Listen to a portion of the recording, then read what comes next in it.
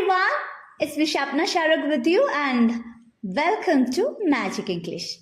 Today let's understand two sentence structure, should and must. Okay, let's understand some example. The examples are ready for you and we joined here for you. Together we are Shapna Sharuk and... Hi everyone, it's me Muhammad Shahrukh. Okay, let's start anyway. Should and must. നമ്മളൊരു വാചകത്തിൽ ഇത് ഉപയോഗപ്പെടുത്തുമ്പോൾ should ആണെങ്കിലും must ആണെങ്കിലും ഒരുപോലെ തന്നെയാണ് use ചെയ്യുന്നത്. I should do, ഞാൻ ചെയ്യേണ്ടതുണ്ട്.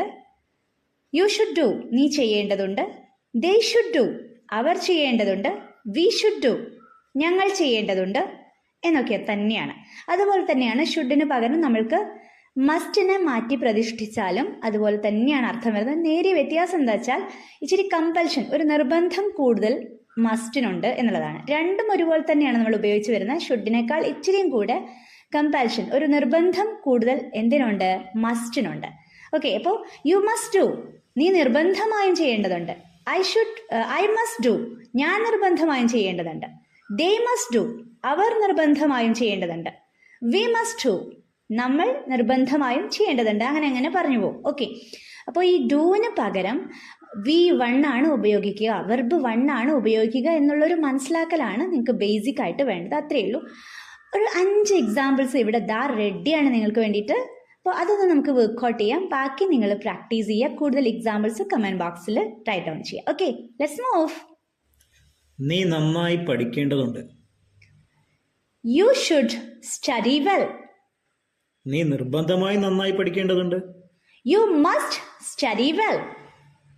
നീ ഒരു നിമിഷം കാത്തു നിൽക്കേണ്ടതുണ്ട്.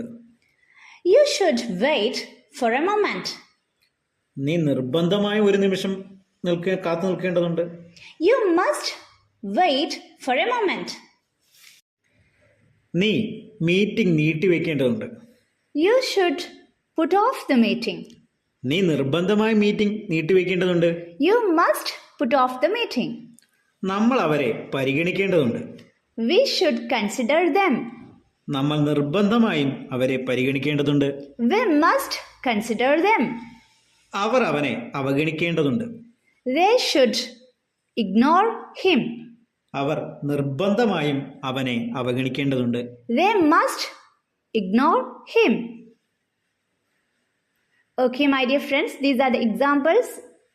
And anyway, you have to practice more and more and write down more example about these two sentence structures, should and must.